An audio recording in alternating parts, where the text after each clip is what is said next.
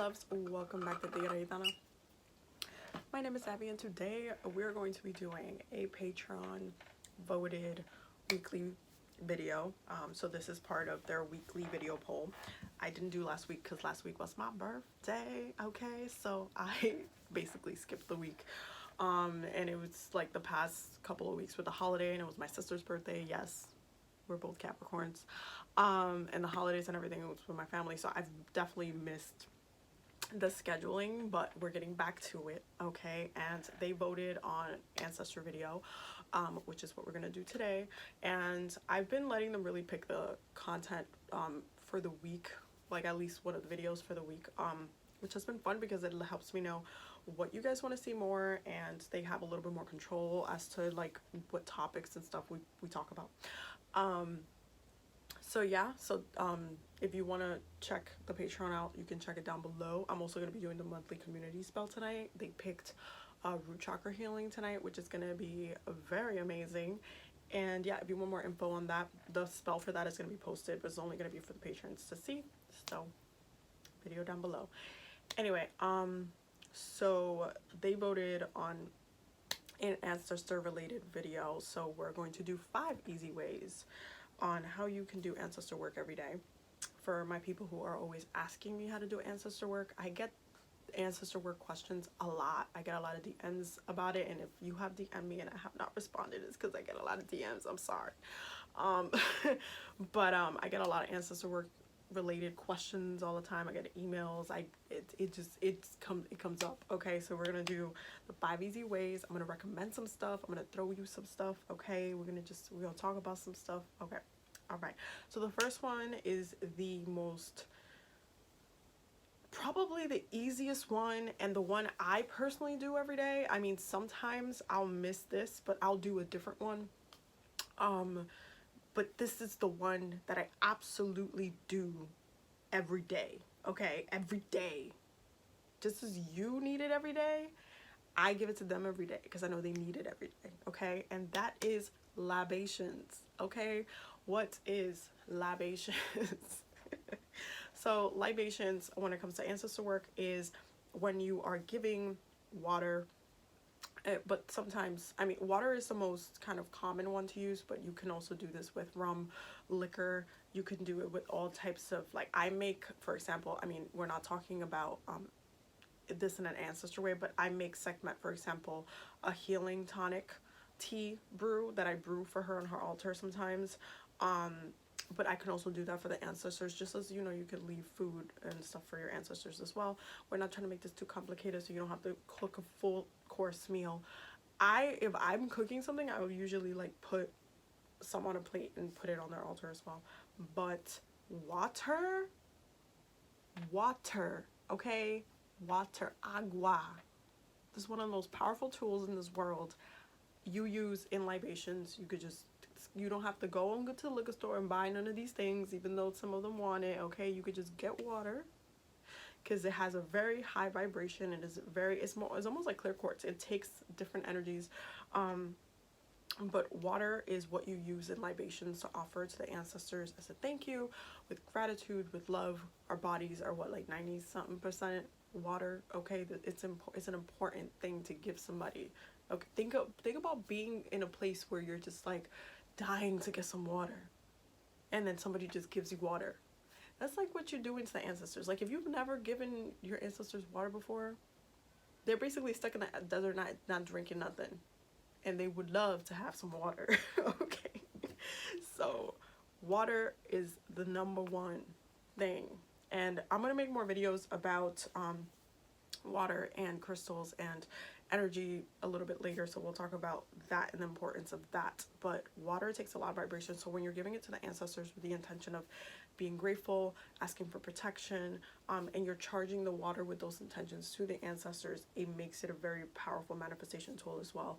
And it's also a great way to do an offering, so it works as an offering, and that's what a libation is. You're offering libations, you're offering water, you're offering a liquid to your ancestors. I personally do it every day. Most people do it every day. I don't think it should go on. I mean, I know, for example, coffee, I do, so for Santa Marta, I give her coffee every day. That's, you know, that's me. I know some people do it on certain days of the week. They'll just give her 1 cup of coffee. I don't like to let coffee rot in her altar space. That's not how we're gonna do things. I mean, I think when it comes to liquids, you just want to change it every day because you don't want it to just. I just change it every day. Okay. If it's like, you know, if I'm doing like fruits and stuff, like depending on what type of offering I'm giving, if it's like fruits and stuff, if I know that that fruit stays good for like maybe a week or so, I'll leave it up in the altar for a week. But if it's like food, I will leave it up for 1 day, and then the next day it's gone. So I'm very mindful of, you know, if you wouldn't eat it, don't keep it in the altar. If you're not gonna, if you as an ancestor wouldn't want moldy coffee that's sitting there for a week because you only want to change it once a week. If you don't want to drink that either, then don't leave it up there. That's the general rule of thumb, is if you don't want it done to you, don't do it to the ancestors. That's what we're saying, okay? So libations is one of the ways that you can do it. The next way that you can do ancestor work every day is meditation. And prayer is going to be the next bullet point because there is a difference. And I did talk about this fairly recently. Which class? I think I spoke about this very recently in my in my Archangels workshop that I did on the Patreon. But prayer and meditation are 2 different things. They're 2 different type of pretty much consent that you're giving to spirit. And we've spoken about spiritual consent on the channel before. If you didn't watch that video, go watch the video. It's in somewhere in my channel history. But we spoke about spiritual consent before. Meditation holds space for communication and for like you know, give and take type of thing. So when you're holding an ancestor meditation, and I am going to be posting one, I feel like within the next couple of weeks, because spirit has been telling me that I need to post an ancestor meditation for you guys, so that's gonna come soon. But when you're holding space for the ancestors to communicate with you, that's different than praying to the ancestors and saying, please protect me, please guide me. That's what I do when I give libations. I also do the prayer. So you see how you can combine some of these? You can. But let's say you ran out the house, you couldn't change the water, and you're just running out the house, and you're just like, oh my God, I gotta go to work. Then maybe do a prayer while you're on the bus or the train out to the ancestors on the way, and then that's your way of doing the practice of ancestor work for that day. And then later on the night or in the next morning, I'll usually ask them, I'll like just ask them, hey, like if I run out of the house and I couldn't do it for whatever reason, I'll be like, hey, and I come back home later, I'm like, do you want the water when I just came back home? Do you want me to change it, or do you want me to wait till the morning? And they'll give me an answer. And they usually want till the morning because the energy just shifts. So meditation holds space for you to have a conversation with them, okay? And this is another easy way to do ancestor work. Now, for some of y'all gonna be like, wait, but I have issues meditating. So this might not be a little easy for you, but if you already practice and you have a steady practice with meditation, then just calling in your ancestors while you're meditating shouldn't be difficult for you to do. If you are just starting to meditate or have issues meditating, my recommendation and what I used to do back in the day is that I would do I basically would train myself to meditate longer and longer and longer and longer. I could literally meditate for like 8 hours at this point. But I used to wake up, like when I was younger, I used to wake up in the morning. The first thing I would do is just put the meditation music in the background for 5 minutes. The song, I will make sure the meditation song was compatible to me because it has to be on the right vibration for me. And it was for 5 minutes. It was just 5 minutes. Once it stopped, I would know the 5 minutes are up. Okay, so it was just 5 minutes of meditation. I would close my eyes and I would just like relax, and I would do that every day for 5 minutes. And then I started playing with the kind of adding stuff to it. So I started doing my higher self meditations, and it would be like 5 minutes, boom. And then I started doing my higher self meditation plus my ancestor meditation, and it would be 5 minutes, boom. And then I would extend them, so then it will be like, I'll let the song play twice over, so it will be 10 minutes meditation.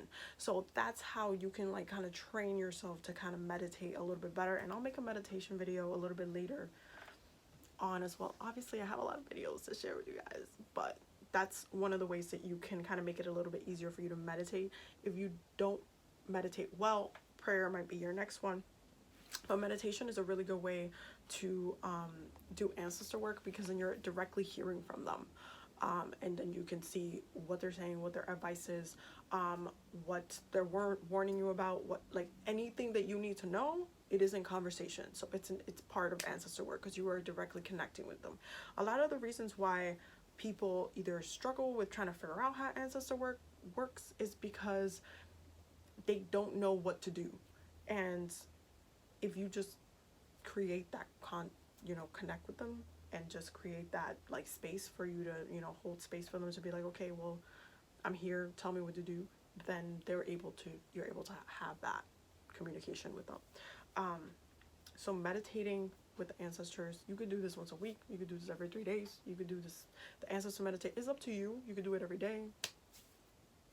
I do it every day, here and there, because we're not perfect, okay? And it's not to say that you need to do it every day to be perfect, because sometimes they just don't need to talk to you all, like, it's like an everyday thing.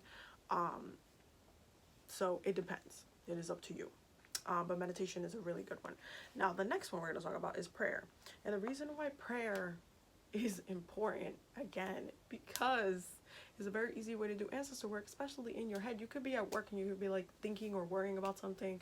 You just, boom, call on the ancestors. Ancestors, please help me, guide me. I really want this to, whatever the issue is, to be resolved. And please find a way, guide me, bring me peace, comfort me. Pray.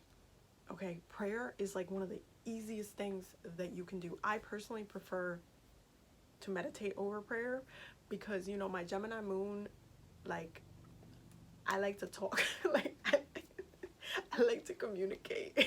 I like to just call and response. Like, I'm like, okay, I'm worried about this. Can somebody tell me what's going to happen? Like, it's I'm like the annoying medium. Like, I'm just waiting for a response, guys. But I do like prayer, because when I do libations, I pray over the water. I'm like, thank you to my ancestors, thank you to my orishas, my guides, my nazarus, my everybody who protects me. Like, I'll just go into prayer when I'm offering the water. So the intention is clear in there that, hey, this is what I'm doing. So I combine a lot of these a lot of the time. But if you can't do one, or you can't do both of them, or whatever, you can do another one. And prayer is one of the easiest one you could do. You could do it in your head. You can step to the bathroom at work, have a moment, and just be like, okay, let me just center myself, let me ground myself a little bit, and go into prayer. Boom, you're done. You did your ancestor work for the day. And it helps because, again, spiritual consent. Go watch that video. Now, I wanted to share one of my absolute prayer books with you guys. This book is amazing. I cannot tell you enough how amazing it is. I picked it up like a while back, and I am part of the Reiki Arts Temple. I am a Reiki practitioner, so I do Kemetic Reiki. If you have no idea what that means, Google Reiki Arts Temple. Kemetic Reiki is basically ancient Egyptian Reiki, and it's a whole different thing. It's a lot more. Well, I'm trying to find the word, but it's what I'm getting. I have the records open right now, so I'm a little saucy. I'm sorry. It's a little bit more cultured, I would say, is the word that I'm looking for. I think. Anyway, it's definitely more for my. Yeah, I mean, it's kind of hard to say. Hard to kind of put into. How do I explain it? It's a very amazing temple. It's an amazing, I would say it's a school as well. It's pretty awesome. You learn a lot of things, but again, it's Kemetic, it's ancient Egyptian Reiki, therefore it's ancient African healing. So it leans towards the, I'm trying to find the word to kind of combine it. I feel like some of y'all are probably getting exactly what I'm trying to say.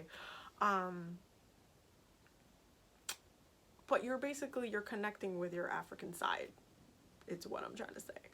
So it caters to that, especially when it comes to healing, which is important, because I feel like a lot of the time that gets ignored, especially now at age. It just gets ignored, and there's a lot of people like getting woke okay, getting woke to a lot of different things, but there needs to be bigger focuses on ancient practices and different ways of healing and how we heal, and connecting back to the way we healed versus what was taken and all of this other stuff. It's important to focus on your not just like your culture, but I would say your roots and where you came from and what you're gravitated towards. And I've been doing a lot of Kemetic magic for a long time, just because I have so much roots over there. But I do love the temple. It's an amazing temple. And yeah, it combines so much beautiful, like the way we practice Reiki is different than Usui Reiki, even though I am also a Usui practitioner. So I do both, but it's definitely different. Like when I tell you it's cultured, like we bring out the drones in Raseki. Okay, that's all I'm gonna say. But anyway, so this is one of my favorite books. It's called Speaking with Spirit. It is one of the best prayer books that I've ever read, to be honest. I'm sorry, the Bible. Shade. Anyway, so it has so many different prayers in here, and I know this video is getting long just because I'm talking about this book, but it's amazing. So it has prayers. Boom. What? Let's read what it says right here. It has praise and adorations to the Naturu, which are prayers to the Kemetic gods and goddesses, what you would know as, you know, Isis and Horus and stuff, even though that's not what their names actually are. That would be in that part of the book. And then you have invocations to the Orishas, which are also very amazing. So they have actual prayers. Hold on, where is it? Where are you? It's over here. They have Ifa morning prayers. They have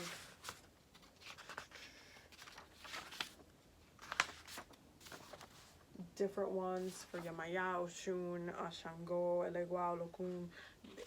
They have a lot of stuff in here. They have prayers from Africa. Okay, so different prayers from Africa. And prayer for libations, prayer for special areas. They have meditations as well. This is just a great book. The link is going to be down below because you can get it. So definitely check it out. This is an amazing book. I cannot state it enough, but we're going to go to the section for prayer for libations. So, because I'm going to show you something. That's 92. So they have a whole thing on libations, so you can read on libations, okay? So if you wanted the definition, libation is the act of pouring a liquid to call on or invoke our ancestors, spirit guides, deities, the elements, air, fire, water, earth, and other aspects of nature, rivers, streams, etc. Libations are poured to acknowledge and to be acknowledged by our ancestors, spirit guides, and deities. We pour libations to gain their attention and to open communication channel. Now we have the prayer to the prayer for libation, which you can do in the morning. And this is one I've done at the temple. Is super powerful. It lasts like, I want to say like 15 minutes or 15 or 20 minutes. It's pretty long, but it's really intense. It's really amazing. Then they have the oath to the ancestors on here as well, which you can do. But this is the oath to the African ancestors, which is also amazing. This is the ancestor libation. They have a libation chant, libation for the African goddess, prayer of libation. Like, listen, they have so many different prayers: a rising prayer, prayer of gratitude, prayer of reflection, prayer for healing, prayer for the healer, and one of my favorite ones that I recommend, prayer for the ancestors. I'm telling you, y'all need to get this book. But this book, this prayer is one that I usually recommend to other people when they have not done ancestor work, because my prayers definitely sound different, but I do love this prayer. And for the sake of having a reference, I'm going to read it to you guys. So if you want to just pray with me in the mornings, you can just play this video every day. But it goes as follows. I give thanks and praises to my benevolent ancestors. I usually take the word benevolent out, and I think I should make a video with the whole benevolent, I can never say the word right. And, you know, ancestors and non-good ancestors, I would say. Just because I've done a lot of ancestor healing, and I'm not going to exclude the ones that I've healed just because they did some bad things in the past. So I usually take that word out, I'm just saying. But I know it's in practice, especially in Santeria and Ifa, that you don't honor non-benevolent ancestors for reasons. Okay, I thank you for protecting me. I thank you for walking with me. I thank you for showing me the truth. I thank you for teaching me discernment. I thank you for keeping me alert. I thank you for reassuring me when I thought there was no way out. I love you infinitely, ancestors, for all that you endured so that my life on this plane is filled with lessons that can never be taught from a book. I praise you, benevolent ancestors. I honor you, benevolent ancestors. I appreciate all you do in my life, and I continue to gratify you in the most sincere way. Ashe Amin Ra Ma'at. And that's how it ends. So yeah, I definitely, there's prayers for abundance in here. Like, I love this book. I cannot stress it enough. But yeah, so I would say as far as prayers, you can do something like this. I also use a lot of the different other prayers for different things. There's this prayer for traveling. Listen, I'm just saying, pray. So that's another way that you can do ancestor work. It would be with prayer, and you can do it every day. You can memorize it. However way do you want to address it. Now the last two are a little bit obvious. I feel like they should be obvious, but like for some people they're not, for whatever reason. But the next one is connecting with family as ancestor work. And the reason why this is important is because once you did libations, maybe you meditated, maybe you prayed, and then you're getting a call from your sister or sibling, your mother or something, and something happened or something like that.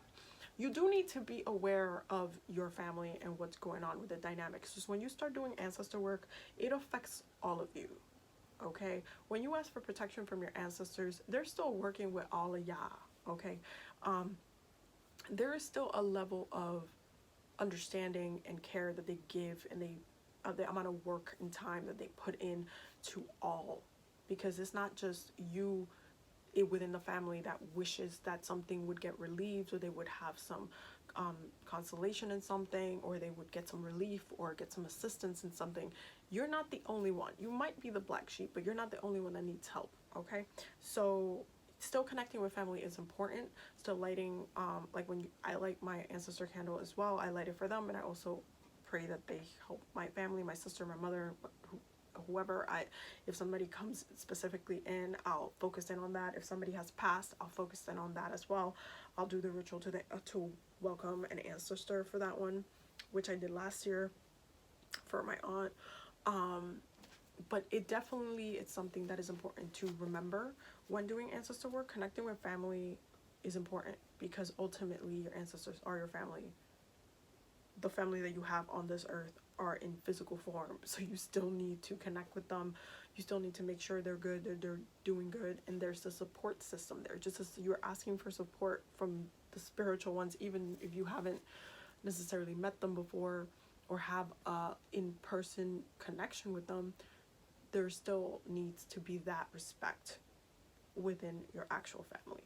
Now, you could be like, oh, but some of my family members, they're like, oh my God, they're bad, they're petty, they're all this stuff, and blah, blah, blah, blah, blah. And this is when you know you need to do some healing work, okay? When you have a lot of toxic energy within your family scope, that's when you know you need to do some more healing. And that's how family healing and generational trauma gets healed, because you're actively working, lighting candles directed towards specific things. It shouldn't just be like, oh, I'm trying to just make myself abundant out here. No, I'm gonna give you Cardi B as an example, because once you become like, you know, really famous or whatever, not that that's what abundance looks like and that's what success and prosperity looks like for everybody, because it's not. But what if you look at Cardi B, for example, she's the type of person that with the money that she has to take care of her mom, her dad, her cousins, like everybody, okay? So when you get to that level and you have to think, oh my God, I'm the one that's doing spiritual work. I'm like the Cardi B in my family because I'm doing this healing work. I'm calling things in. I'm manifesting things. So let me give some of that stuff back. That's exactly the way you need to look at it. Okay, you is Cardi B. You got the spiritual bread. You need to share that bread. You need to make sure everybody else is okay, because when you maintaining your family dynamic keeps that abundance around you. Okay, it's around you. It's around your circle. It's around people you know. It's around people that you directly know by blood. And blood magic is very powerful. So you just gotta make sure you focus on the connection with family, especially once you've done the top three. Now the next one, which is also very important, I would say to me, connecting with the earth and the land. Now, I'm gonna make a whole separate video about a topic that is gonna be a little bit more controversial, and some people's definitely gonna be pissed when I make that video. But connecting with the land and the earth is a very, it's related to this topic, by the way, but connecting with the land and the earth is a very important thing. And I know that there's mad people that want to be I'm not going to entertain stupidity right now. When you care about the ancestors, you also need to connect back to the root chakra. That is the foundation. That's what you've been built upon. And so it directly connects to the earth, what has been built over the earth. There's a lot of symbology and a lot of meaning and mirroring of how the earth is treated and how the ancestors are treated as well.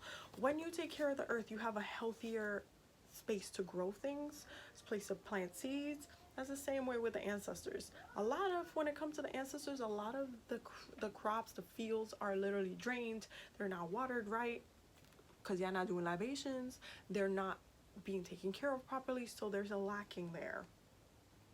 And you can't grow anything on what it's not taken care of. So you have to clean it up first. You gotta do your prayers, you gotta meditate, you gotta nurture, you gotta do the libations.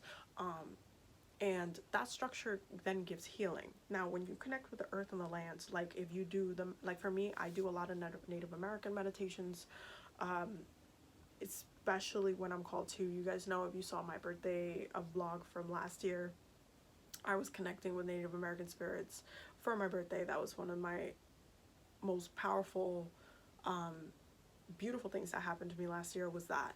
And I connect with them quite often, but at the same time, connecting with the land is directly respecting my Native American ancestors and my ancestors, period, because they all walked on this land, and there's some land that is sacred to them. So like going to specific places and places that they've been to before, where they were born at, stuff like that, that is very important. So connecting to the land, connecting to those spaces, holding meditations there. I know this year I'm probably going to end up going to Salem. I have a past life up there that I need to heal, but I also have ancestors up there that I need to connect with. So there is levels to all of it. And when you're traveling, for example, this is a great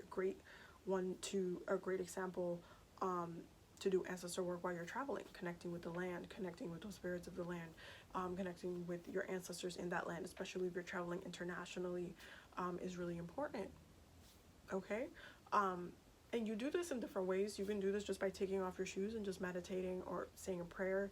You can do this with crystals as well. A big one with connecting with the land is crystals. One of the things I do specifically, this is not with the ancestors, but with Yamaya, I Reiki the ocean when I go to the beach. Like, that's one of my rituals that I do, just to give that energy back to the ocean, because it needs a lot of healing. And honestly, Yamaya takes way too much shit from humans. I'm sorry, she just does. I'm waiting for her to do that thing that happened in Aquaman where all the trash went. I'm waiting for that to happen. I'm seriously waiting for that to happen, and I wouldn't be surprised.